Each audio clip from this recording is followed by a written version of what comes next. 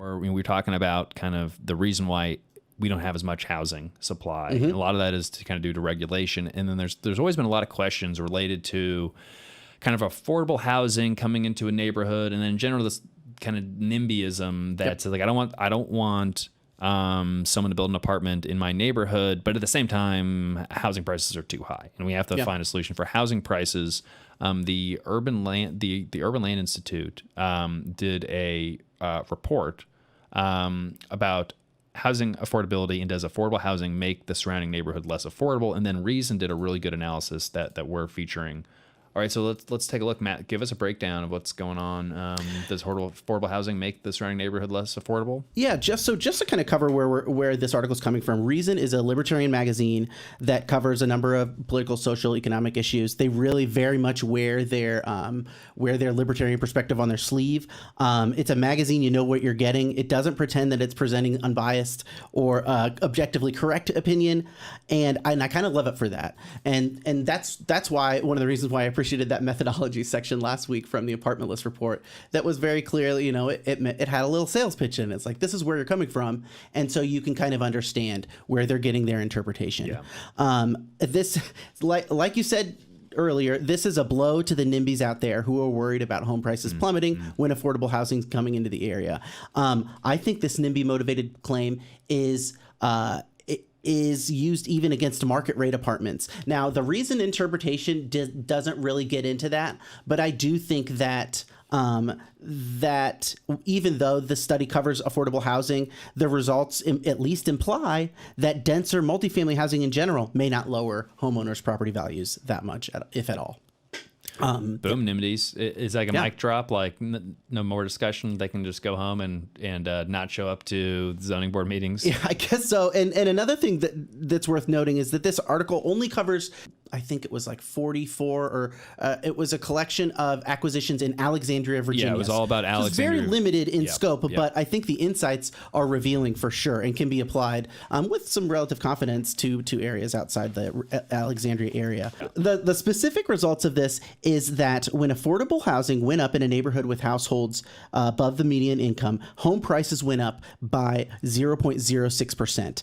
That's like 0.02% of the price of a home. I'm sorry. But the fact that prices didn't go down, I think, is super powerful enough on its own. I'm also glad that Reason brought up the kind of conflicting aims here between affordable housing and rising home prices. If your goal is for individuals to be able to afford homes, you don't want your affordable housing to make other housing unaffordable. And this is where they really get into, I think, an explanation that is not offered in the Urban Land Institute is so they add that those with incomes too high to qualify for affordable housing units are left paying higher prices to live in the same neighborhood. The Reason article has a pretty compelling explanation for why that is left out of the study from Urban Institute. And they say one explanation for why affordable housing projects would increase home prices in the first place is because they consume land that could have been used for totally market rate projects. These market rate units would both increase supply and absorb demand from higher income renters or home buyers.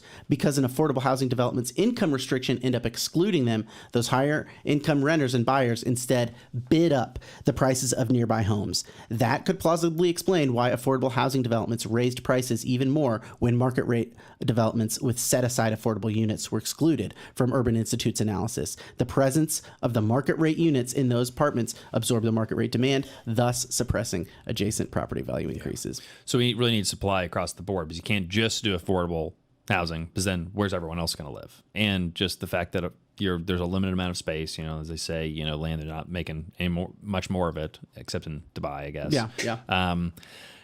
You put in the higher prices to the market rate payers, they're paying that higher price to allow for affordable housing to be in that market, because there's only so many apartments that can be built in given geographic location. And so it's a double-edged sword. Okay, higher prices for people who can maybe afford it, but you're allowing people who certainly couldn't afford those market rate prices to still be able to live in that area. Yeah, and it's true. Like there is a redistributive aim to this that's totally antithetical to the libertarian focus of reason. So there is a reason why reason would would object to it and come up with a unique point of view, which I really appreciate. That's different from the Urban Land Institute's study itself. They actually explain the property value increase as kind of the effect of high design requirements for those projects that make the buildings desirable, aesthetically pleasing neighborhood features. In the specific words of one of the study's authors, it increases the amenity effect. People like living next to nice things.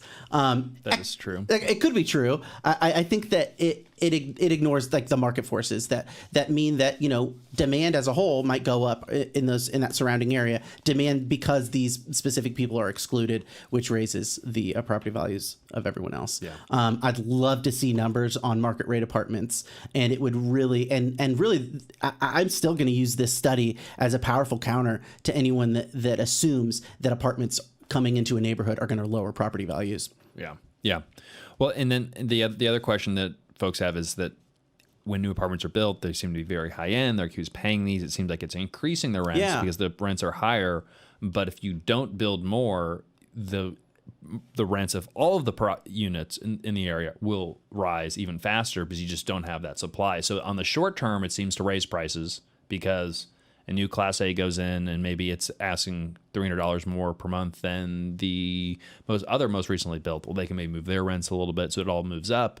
So as a short-term effect, typically the prices and rents rise, but over the long-term effect, healthier amount of supply, that rate of increase goes down and levels off. You don't see the big spikes. Yeah. Some more wonderful unintended consequences. Exactly.